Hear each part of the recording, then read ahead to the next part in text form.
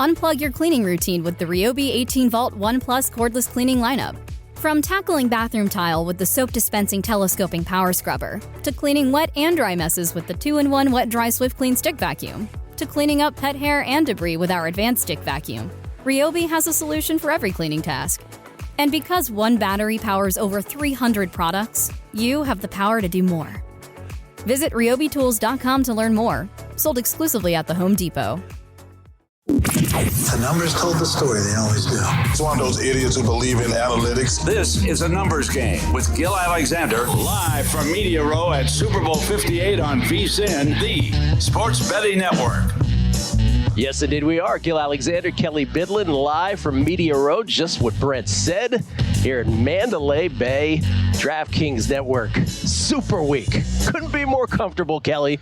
I know you're more comfortable than I am. I'm just lounging over here on Kelley's couch for the next 2 days. That's what I'm going. That's what I'm calling this over here. Kelley's gonna be horizontal by the end of the show. That's right. Yeah. I might be asleep by the end of the show over here. How about this setup, by the way? I should mention this segment presented by 1-800-Flowers.com, DraftKings official flowers for Valentine's. This is a beautiful setup we have here at Mandalay, part of Media Row. We will be here today and tomorrow, and who knows who will walk on set. That's right. We know a couple. Ross Tucker will be here a little later on this hour. Looking forward to that from the Ross Tucker Network of Football podcasts. And hopefully Merrill Hodge as well. Yes, very much looking forward to speaking with him as well. Hopefully. You know what I'm wondering about right now, Gill? Do you think at any point do we get a noise complaint? You know, I get a little loud sometimes, and there's a lot of radio stations right here. A noise complaint from them about you. From them, yeah. Like, hey, we're trying to do a show here. Can you shut up a little bit? I'd like you to effort that. To test that out. Get louder and louder. See what happens. Yeah, take it to the limit. You got it. Before we reset everything, Super Bowl 58 between the Chiefs and the Niners, where the Niners are still 2-point favorites and the total is still 47.5. By the way, if you care about the money line, Niners minus 122, Chiefs plus 102 consensus right now. Real quick, because Adam Schefter did a whole tweet storm yesterday. I don't know if or he didn't do a tweet storm, but people were tweeting about his appearance on radio. I believe it was in Chicago, talking about what might the Bears get for Justin Fields.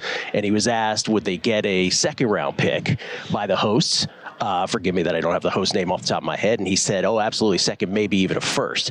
And I just wanted to my reaction to that is, because we'll have plenty of months before the draft, and you know how much we love betting on the draft. We'll have plenty of months to speculate about what's going to go down with this.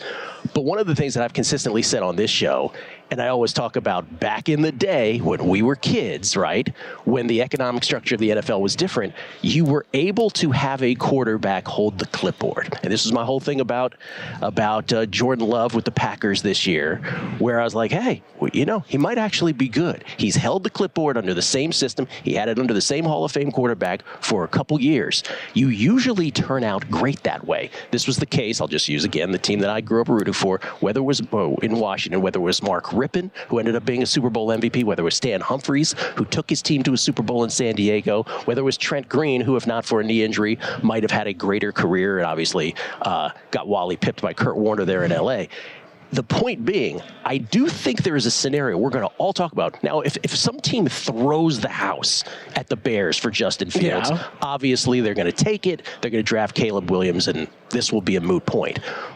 But there is a case to be made for everything that I always talk about with holding the clipboard, which is if they don't get that offer, why not hang on to him for one more year and have Caleb Williams hang for a year and learn it? And I know this makes people's heads explode. Patrick Mahomes did it. No, he did. No one talks about that anymore.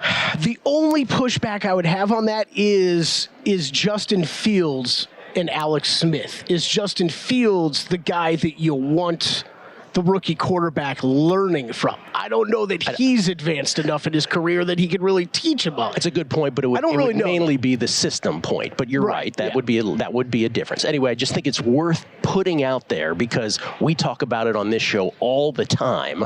And here we have this scenario, and that Schefter conversation sort of triggered it for me. Well, the other part of that is I'm speculating on that, obviously, but maybe it's more important not just learning from a quarterback that's in front of you. Maybe it's just more important of getting, like you're talking about, getting in the building, learning the system, absorbing information in the meetings, that type of stuff. Such a foreign thought these days, right? Yeah. And much of that is the structure, but here's a situation where you could actually do it.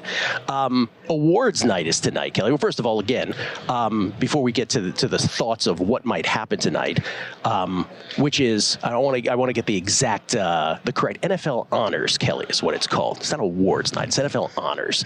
But at least the NFL does this where they do every single award on the same night.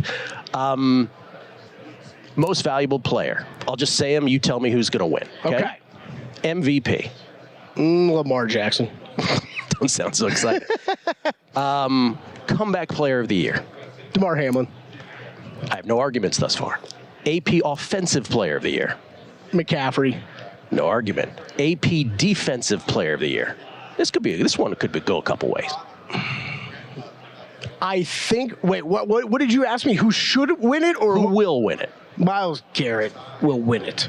I believe so, I think Micah Parsons should win it. But I think Myles Garrett's going to win. Just a hunch. I keep going back to that Matt Brown line of how at the end of the year, now that we've seen this Cowboys defense play out the entirety of the season, how much of the defensive credit does Micah Parsons truly deserve? I think it's more than we all thought.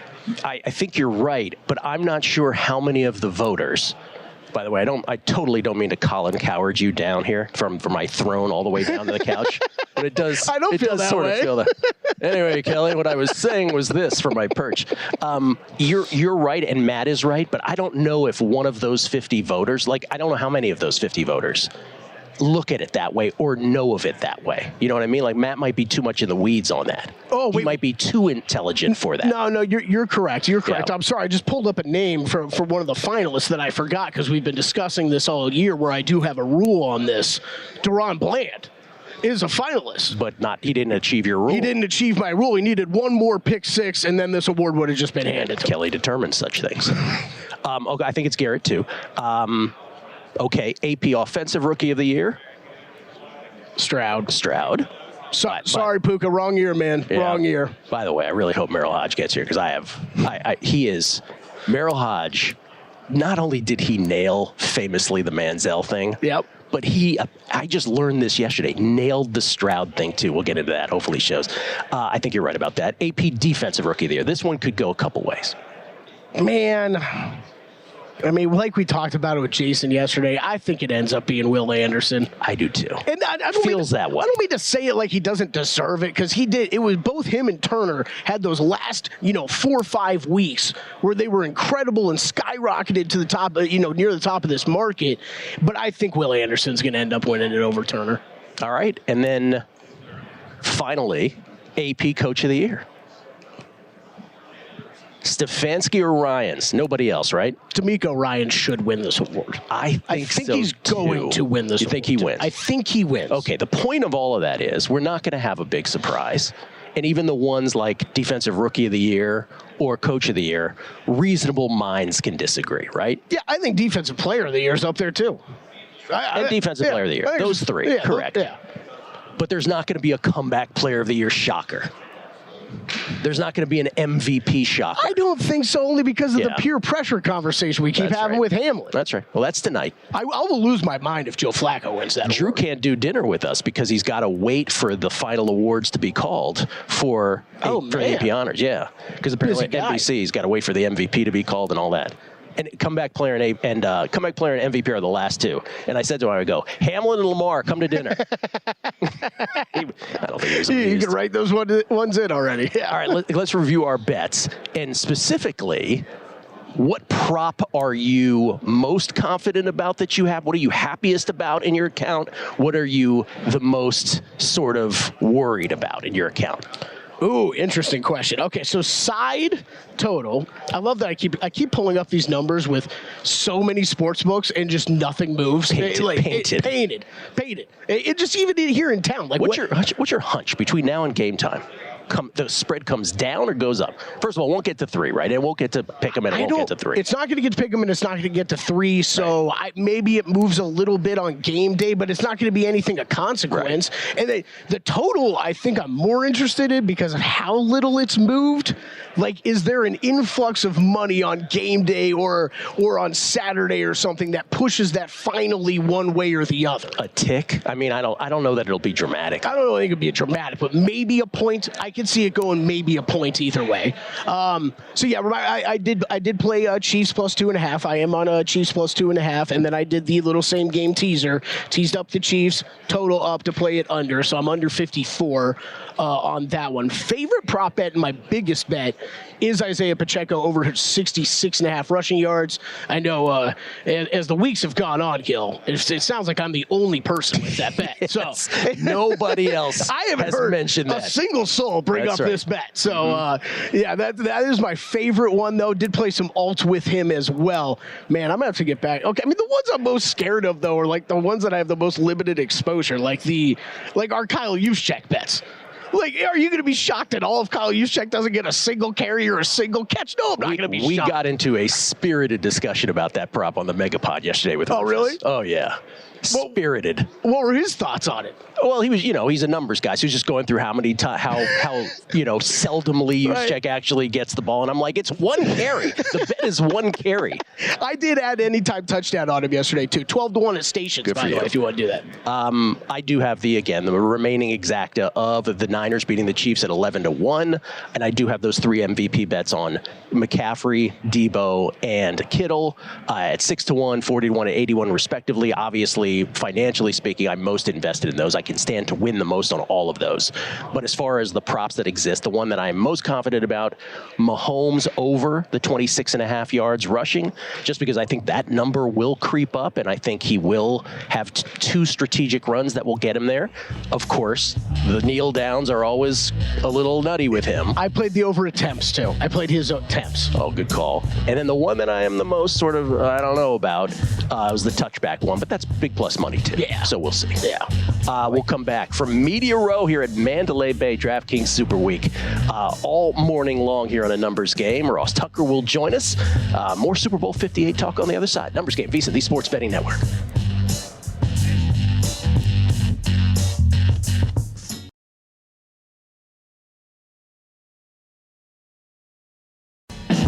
This is a numbers game with Gill Alexander, live from Media Row at Super Bowl 58 on VSiN, the Sports Betting Network.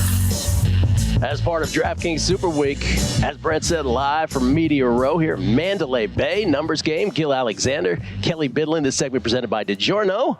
It's not delivery, it's DiGiorno. B. Mitch is about 20 feet behind me, Kelley. Brian Mitchell, the great Brian Mitchell. Mm-hmm. Great Washington footballer. One of the first you spotted when you came in. It's possible that in the middle of a segment, I may just throw off these headphones and just go hug him. What if I do? What if I just, you're talking, I just throw him and sprint over there and just hug him? Yeah, well, I was going to say, can you do it with the intensity of sprinting over so that it makes security question whether they need to stop you or not? 100%. Like, you just straight headsets off and start sprinting, because then they're going to be like, well, he's a media guy, but he's running very aggressively at that person. He's got a badge on. Should we tackle him? Yeah, I would like to see how that plays out. It is, for those who have never been to a Media Row before, this is essentially what you would see as a convention hall, right? But a convention hall of all of a kind of a who's who of ex-NFLers, media types from around the country, gambling networks, that kind of thing. There's a shot of it. There's the wide shot of it. It is, 7:16 a.m. here, Pacific time. So not as bustling as it will be, say, 3 hours from now or 2 hours from now. Today is kind of the most busy day of it all, with the bustle of it. By tomorrow, it sort of filters out, and then people are just waiting for the game to happen. Yeah, this is cool to see. It's been, 8 or 9 years since I was at a Radio Row last, so it's awesome. I think Vegas adds a little extra spice to it, and yeah, man, it's great. It's great having everybody in one place. We're going to be seeing some people tonight that we normally don't get to hang out with and spend some time with, so it's great having everybody in town, one place, for a big event like this. Oh, the dinner thing is great. Mm-hmm. I set up SVP with the table on his group also. Oh. It's all, everybody's You're the guy. Well, I'm not going, but I'm just saying I just set them up with one. Okay, you have these props that you culled. Would you like to lead this? This is about rushing touchdowns and receiving touchdowns. Is that what we're looking at? Yeah, so we brought this up. We were looking at that the total jersey number prop. Remember that you and I were kind of falling in love with yesterday, talking about, okay, you could, with the combined TD scores going over or under that and the value of why you would want to do one way or the other. Well, one of the things, I don't know if you remember me mentioning, was, well, this is a great way to play if you wanted to play like a no on a Travis Kelce prop to score a touchdown. So, no, but of course DraftKings has those posted. So they have straight, basically yes, no's, or they're set at over a half on rushing touchdowns and receiving touchdowns. So we'll start with rushing here. And on the Niners side, you have Christian McCaffrey over a half of a rushing touchdown at -140, under a half at +110. Brock Purdy over a half at +520, under -850. Elijah Mitchell over a half +800, under a half -1600. The one not mentioned there, obviously, is Kyle Juszczyk. I don't know why. I mean, he's clearly going to go off. Isaiah Pacheco on the Chiefs side, over a half +110, under a half -140. Mahomes over a half 4-1, under a half -620, and Clyde Edwards-Helaire over a half at 6-1, under a half -1050 here on the rushing props. How are you handicapping the total? Let me just start there. The game total? The game total. I mean, I like it under. I did the teaser where I teased up, so I do like it under. Yeah. I think it's a little correlated, at least a little correlated with the side. I think if you like the Chiefs this game, you're probably liking the under a little bit more. And if you like the Niners, you're probably sold on those skill position players going off in this game, and you probably like the over a little bit. Yeah, I just wanted to step back a second and just say again, for those who are just landing on the show for the first time, and we had Rufus Peabody on earlier this week on a numbers game. He was on the Beating the Book Megapod this week, which is available right now, which was great. Just absolutely great discussion with all things Super Bowl 58, and then we sort of delved into college basketball because Todd doesn't know how to sort of narrow it down. But one of the macro thing of all this from a betting standpoint is if you are inclined to bet unders here, if that is your sort of broad handicap on this, you wait. In his case, it's $2 million. He's only put 50,000 in play, and the other 1.95 million is yet to go down. And the reason it's yet to go down is because he is waiting for everybody to push collectively, globally, these numbers upwards, and then he'll get the best of it.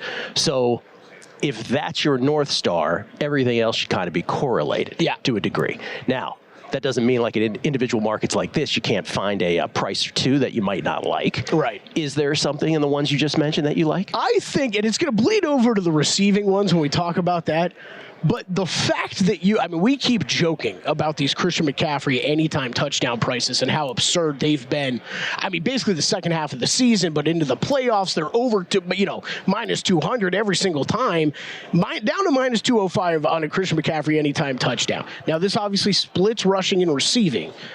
But I'd kind of like to be that annoying jackass in the room that has a basically a no bet on Christian McCaffrey to score a rushing touchdown at plus money. Like, I don't know, it is plus money. And again, I like the Chiefs. I think it all correlates a little bit. And you are taking away, okay, you can, if they get down and you want to throw the ball a little bit more, McCaffrey gets the end zone by receiving touchdown, you don't get burned. So I almost think getting plus money on one of these props on almost any player feels like a bit of value to me. I wish we had more of these options here in town. This is an awesome market. What about the quarterbacks? Brock Purdy, plus 520, Patrick Mahomes, 4-1. Those are the ones that I immediately gravitated towards where I'm like, okay. I don't hate those. The yes on those. Over a half, not the over, I should say. Yeah, but these guys just don't sneak, right? Like they don't, but there is that stray thing, right? And it's the Super Bowl, right? Just because you didn't sneak all season doesn't mean you're not going to sneak in the Super Bowl. Well, what I would like to say again here, noticeably absent is Kyle Juszczyk. Yep. Right? So there is... He's absent here. There is a dearth of Kyle Juszczyk props. He is not available everywhere, not widespread. By the way, in the receiving touchdown market, which we're about to see, there is no Christian McCaffrey. Yeah. So you are seeing that there is some selectivity in what is even being offered. I'm wondering, I don't even know if I finished. Which is odd, by the way. The McCaffrey thing is odd. The McCaffrey one's odd. The only thing I can think of with that, and tell me if I'm crazy, did they not want to hang plus money prices on nose for both his rushing and his receiving? I have no idea what they're thinking about. Which that might have been the case, right? If you price this out properly, and then, like, I don't know, there'd probably be guys like me that would be grabbing up the plus prices on both of those and just hoping, I hope you get one home. If you get both home, great. Here's the real question with this. Would you play this, first of all, at all, either of these, rushing or receiving? And if you did, would you look to play it as just a long shot flyer, as a vehicle for a long shot flyer? Or would you look at it for McCaffrey rushing, Kelsey receiving as being the chalk in both and play it that way? Like I'm just trying to get a win here. I mean, I think the biggest thing for these, and I think the receiving ones are maybe even a better example, is compared to the anytime touchdown price, right? So George Kittle, I use it as an example. George Kittle, over a half receiving touchdown, plus 170. Okay, if you're going to bet him anytime touchdowns, plus 165.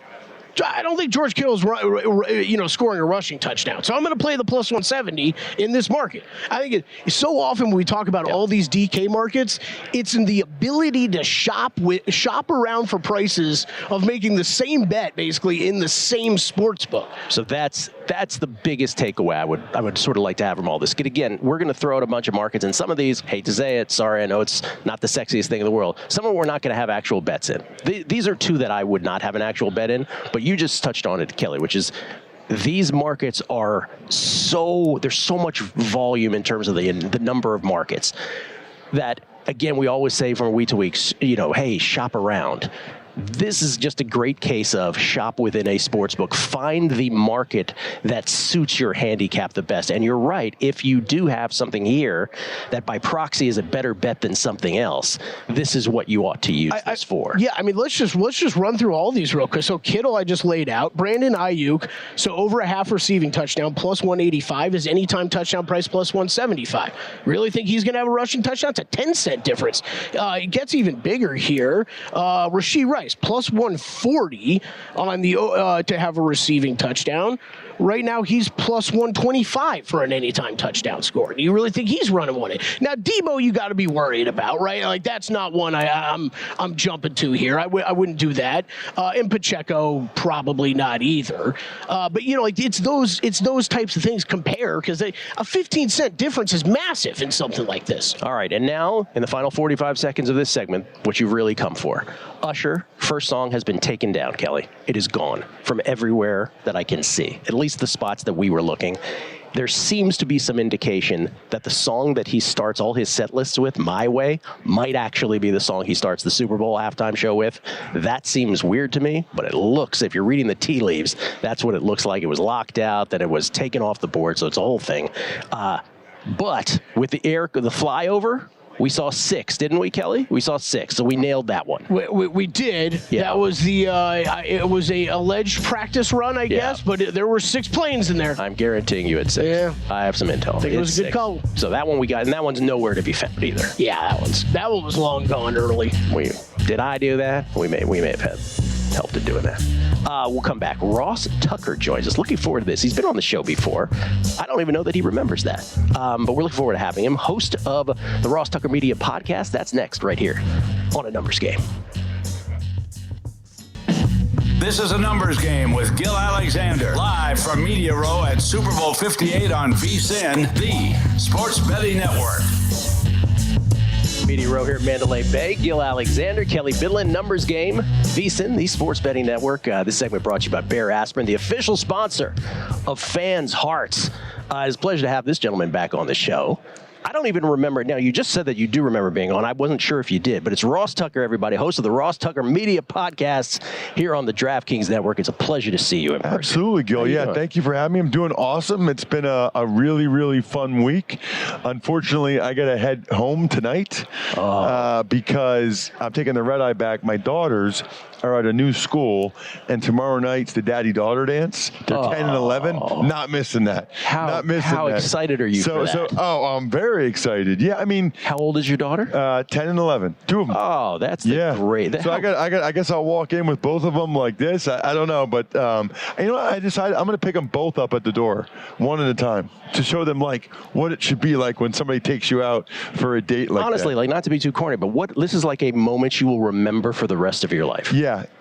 No, I think you're right, because I also think, the one's going to turn 12 on Saturday, so they're getting to the stage where it's going to be teenage teenagers and that kind of stuff. Soon they will not speak to you. Soon it will be the father-daughter dance or the dad-daughter. It's not like my daddy days are probably numbered. Although I've told them, hey, if you want stuff in life, keep calling me daddy. Here's how this works. Soon it will be, Dad, could you drop me off at the end of the block? Yeah, that period if that happens, they will come right back to the house. That is never happening. You know, I will say this. It's kind of funny. That's the value of having played in the NFL and like doing media stuff. Hopefully, my daughters will always. Their friends think I'm cool, and their friends' dads think I'm cool. Right. So that's that gives me a chance. That gives me a small chance. So that has to trigger something in the brain's like, well, maybe Dad is kind of cool, I guess, sort of thing. Listen, before we talked about Super Bowl 58, you have Steve Fezzik on. Yeah. He's a friend of the show, friend of the network. You do understand, because I know you're not betting first, you're football first, but you have now been in betting long enough to like sort of get it. You do get he is one of the sharpest, most mathematical minds you could ever have. So getting him as your regular is like starting at the top. He has been my co-host on the Even Money Betting podcast for, I want to say, 8 years, ever since I started it. Wow. You know, I was really lucky. I started doing the ESPN podcast, and I went out on my own. And after a year, I added the Fantasy Feast podcast. And then after a year, I added a betting podcast, and I've had Steve ever since. He is fantastic. And we have a really good dichotomy, right? Because he's got all the numbers and all the stats and all the closing line value and all that stuff.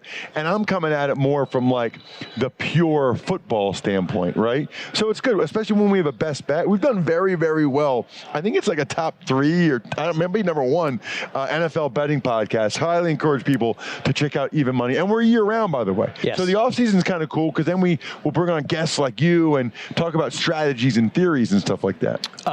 You were joking off air that some of his stuff doesn't work when you try it, though. Well, he's big on the. I worked in theory. He's Steve. big on the cold weather or bad weather unders, right? Yeah. And if this year, by the way, not to interrupt, have you met my friend Kelley? By the way, yes, he's very comfortable on the couch. I know Kelley. I have met Kelley.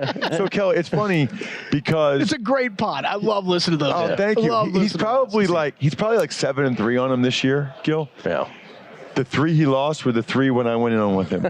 So it's you. And one of the games I think I broadcast maybe for Westwood One or whatever, and he's like, gonna be terrible weather, whatever. I'm at the game, I'm like, dude, it's 65 and sunny. What are you talking about? You're the worst. I'm never doing this again. And then he'll say, over the last 12 years, the bad weather unders are blah, blah, blah, blah, blah, blah, blah, blah, blah. So it's funny. All right. Super Bowl 58. I'm not sure if you're aware there's a football game on Yes, there Sunday. is on Sunday, yeah. Let me just start with this. This field, what we're calling here sort of jokingly Fieldgate, this whole thing with the Chiefs having the Raiders practice facilities, the pristine practice facilities, and the Niners having to scramble with the UNLV, less than satisfactory. Those are my words. Niners not making a big deal about it publicly, but some would speculate that privately they are. Yeah. Is that a thing or not a thing, in your opinion, having played the game? Not a thing unless somebody gets injured, and then it's a thing. You know what I mean? Not a thing. I haven't actually heard. There had been some reports that today, as we're talking here on Thursday, that they might practice at the Raiders facility today because it's the most important practice. So it changes up their routine a little bit, changes up their schedule a little bit. I'm sure that 49ers are less than thrilled about it because you would want everything to be optimal for the Super Bowl. But guess what? I mean, do you remember the field last year in Arizona? Both teams complained. Oh my gosh, that was terrible. And it was bad for both teams. So you can say it's even for both teams, but my point would have been for that game, it just shouldn't be that way for either team, right? It should not be an issue where these guys are slipping all over the field. Terrible, terrible, terrible. I saw where Javon Hargrave, who was in the game last year for the Eagles and is in the game this year for the Niners, he said, I brought extra cleats. I brought extra long cleats. I'm not taking any chances this year. So I don't think it's an issue unless someone were to get hurt.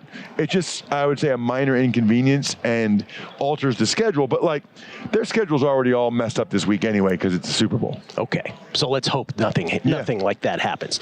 As for the game itself then, because Lord knows we've had 2 weeks to talk about it and every possible angle has come into our sort of sphere. What is your take on this? Obviously, nothing's really moving right now. Niners are still 2-point favorites. The total just sits there, 47.5. How do you see this playing out?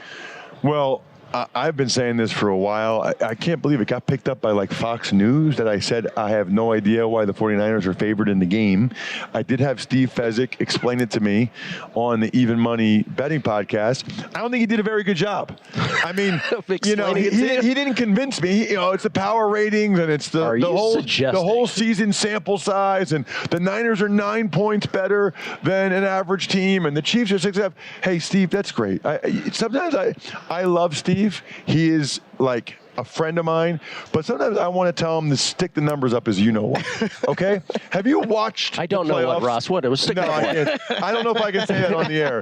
But have you watched the playoffs? Like, the Chiefs have clearly been the better team in all 3 games, including at Buffalo, at Baltimore. Yeah. Whereas the Niners, very fortunate to win both those games. I can name 6 plays off the top of my head right now that if it went the other way, the Packers would have won the game. The Lions were destroying them, and then they peed down their leg. I can say that on TV, like I've never seen before. So I just don't know how anybody could have watched these teams in the playoffs and say, I think the Niners are the better team. I think the Niners should be favored. Gill, I would tell you if they played 10 times, I feel pretty good about the fact that I feel like the Chiefs would win 7, maybe even 8. Maybe even 8. Wow. I think they're clearly a better team. Now, none of that means anything at 6:30 Eastern on Sunday when the ball kicks off. It can very easily be one of the 2 games that the Niners win, right? But I have a tough time figuring out where the 49ers have an advantage. Their defense has been bad recently, really bad. They're getting run on. The Chiefs' defense is awesome. I mean, the Chiefs' O-line's been playing better. The Niners' offensive line, not so much. I just don't understand how they're favored. So, needless to say, I've been recommending the Chiefs. Really like them on the money line. Obviously, if you want to get the 2 points, you can do that too. I think what's inherent in what you just said is fascinating, because I've had this same usually text exchange with friends of mine who are not as immersed in betting as we are here at the network, and they have a very similar take to what you did, which is, wait a minute, hasn't everybody seen what we've just seen? And so there is a chasm between what bettors' power rankings, what we've become so locked into for the entire season, versus the postseason. That to me is the science, or maybe the art to it. We don't want to overreact to one game or even a couple games. You want to take the whole body of work, right? But what I've always wondered is, how heavily do you weight what we've seen more recently, right? Like, that's the question. I think we would all agree that what happened last week is more important than week 1. Right? So how much more important, how much more heavily should we weigh what we've seen recently? That's the question in my mind. Would you like to take back 8 out of 10? That's the only thing that I could object to of what you said. No, I think 7 is the right number. Okay. I said 7, maybe 8. I said 7, maybe 8, and I kind of feel that way, yeah. Okay. Listen, I know we do the My Front Page Story thing before we leave here. And I don't want to go away with that. I love when you do that, especially since we're, 6 days away from Valentine's Day? Also, if I'm not mistaken, the last time you were here, you guaranteed that wives and girlfriends would sob uncontrollably. I believe those were your exact words. If you go to myfrontpagestory.com and get this for them, when you give it to them, if you say, honey, I want to do something special for you, so I had a story written about you, and if you tell the writer, I just never thank her enough for all the little things she does. When she gets that line, when she's reading her story from myfrontpagestory.com, and she gets that line, they cry. It's like, oh my God, she notices, he notices. It's amazing. Myfrontpagestory.com. Can't thank you enough. Yeah, my pleasure being on set with you. Great to see you in person. Man. Yeah, absolutely. It's great. Ross Tucker, host of the Ross Tucker podcast, DraftKings Network. Former baller, former skin, by the way. So extra points right there. We're coming back. Johnny Avello going to join us from DraftKings. It's a numbers game live from Media Row right here at VSiN.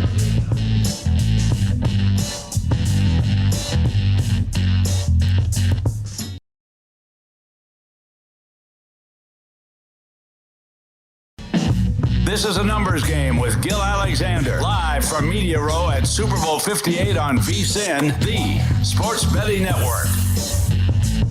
Live from Mandalay Bay, Media Row, DraftKings Network Super Week. It's Gill Alexander, Kelley Bydlon, just hanging out at the couch. Look here at that on a shot. numbers game. Beautiful. That's a beautiful shot. Look at that. That is nice.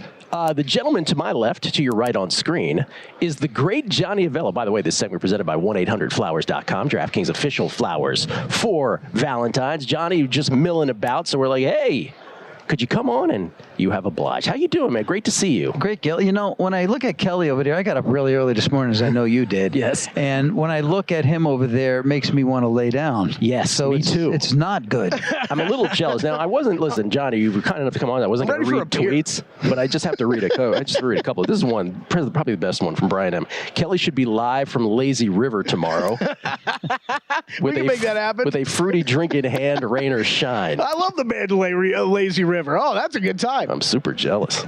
Yeah. You got to push some kids out of the way sometime to give yourself some room. But yeah, I love the Lazy River. Here's another one from Richard Palma. Does Kelley get to keep the couch? Never looked better.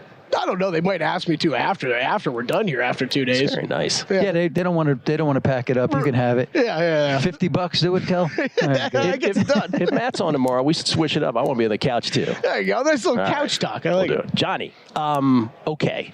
Super Bowl 58. How many Super Bowls, going all the way back, even pre-DraftKings for you, have you been involved in professionally? Since 1984. So how many is that? 16 and 24. Did you just bring up the Raiders? 40. Did you just bring up the Raiders beating Washington? Is that what the Super Bowl you just brought Oh, up? God, I'm sorry, Gill. I didn't mean that. All right, let's go back 85, I meant. All right. That's a long time. So you're obviously, when legalization happened, this all changed. Are we still at the point now? The ramp up of legalization since PASPA was ruled unconstitutional in 2018. When I would ask you the question in those first years after that, hey, is this going to be the biggest whatever? Your answer was a very go-to default. Well, yes, we're adding states, and so obviously it's still going to be the biggest one ever. Okay, we've kind of not to say that more states won't get won't become legal with sports betting moving forward, but we're at a point now where we're kind of stabilized on this. Is this going to be the largest handle in Super Bowl history? I say it every year. Yes. Now, what you're speaking of DraftKings only or just the entire? Let's do both. Okay. For DraftKings, I say yes, and I say that for a couple of reasons. First of all, we haven't stopped growing. We did add a couple new states. And the users in those states who haven't participated, there are a new bunch of people that are on board, okay? They were on the sidelines at first. Then they said, let me see how this goes. Now they're involved. And so we're constantly getting new bettors all the time. And big bettors too. So very happy to say that. Is that, I've asked some form of this question before. Is that what is surprising? What surprises you the most since legalization and maybe to this day? Is it that none of us could have known how much, and we'll call it disposable income, so many people have to bet on these games? Well, let's think about outside of the U.S. Let's talk about Britain, where gambling's been legal for more years than it certainly has been here. And their industry has continued to grow, and it's a form, a way of life there, and that's the way it has come here in the U.S. So, and then when you start adding markets like we do, Oscars, Grammys, Emmys, that brings a whole new, betting establishment into the fold. A lot of women get involved at that point. Give me a sense of the handle on those kinds of things. Like, give me the Oscars versus, I'll be unfair here, but versus an NFL Sunday and week. No, you can't compare it to the NFL Sunday. An NBA night. Yeah, you could compare it more to baseball, I would say. A night of baseball. Yeah, but yeah, you enroll in the product to bet the Emmys, and you don't take your money out. You keep it in there, and then you dabble around with something else you might find in there, like cornhole or pickleball. Or you still playing pickleball, by the way? I am playing pickleball. Are you obsessed? Tell the truth. No, I am not. Matter of fact, I haven't played in a couple of weeks, and I don't need to play every day. I may play once a week, sometimes twice. There's a tennis pickleball war going on in this country, and I'm on the tennis side, but that's a whole other story. You don't need that many courts, Gill. You don't need that many courts. You want them all. Okay. All right.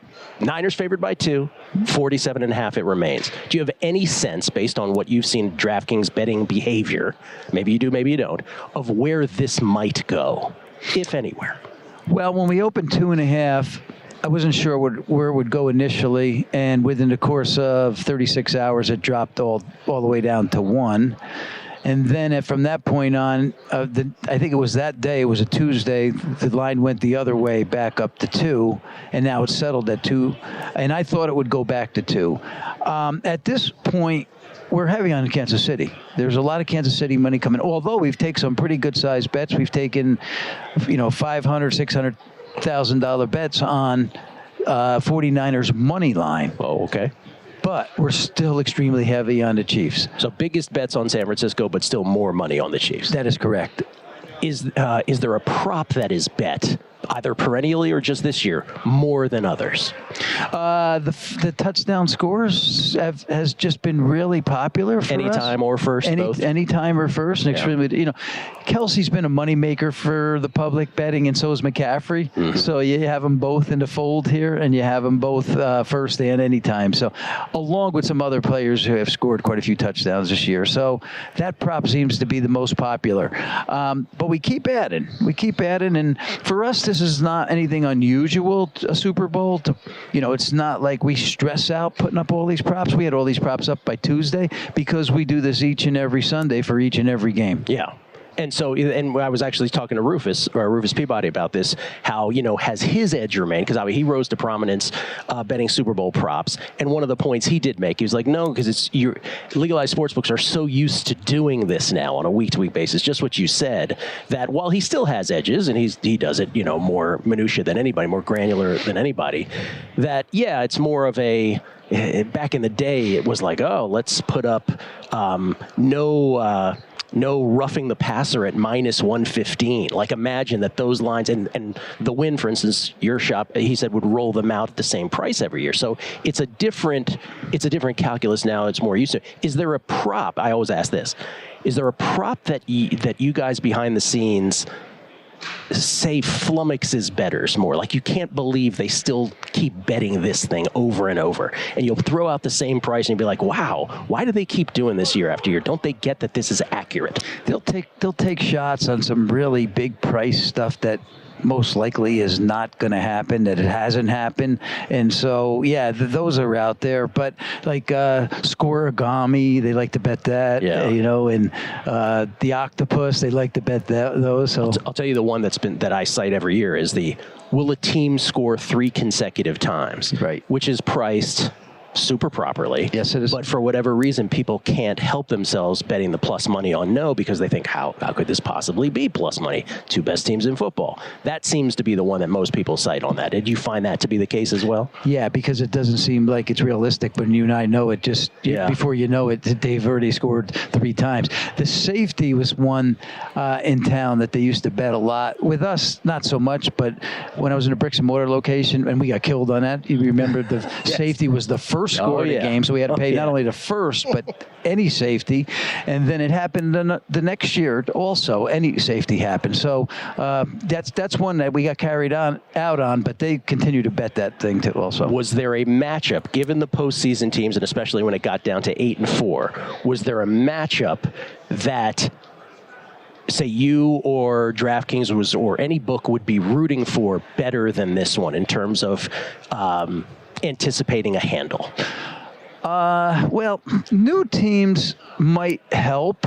Not necessarily. I mean, nothing's bigger than the Super Bowl, and I always like to say that because, you can't say that one team is weaker than another for handle. I don't really think they are, but these 2 teams have been in. We've seen the Chiefs a lot. We've seen the 49ers just a couple of years ago. We've seen the 49ers for many years.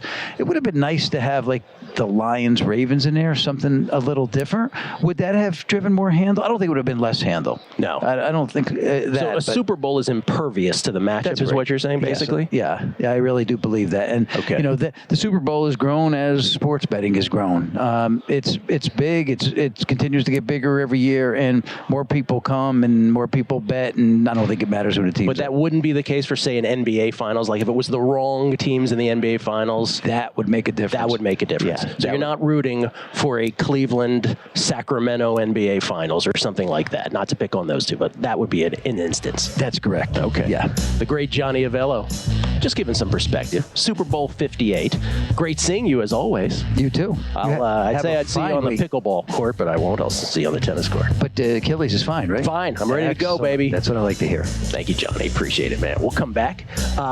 More Super Bowl 58 talk. Bill Krackomberger, Drew Dinsick. It's a numbers game at VSiN, the Sports Betting Network.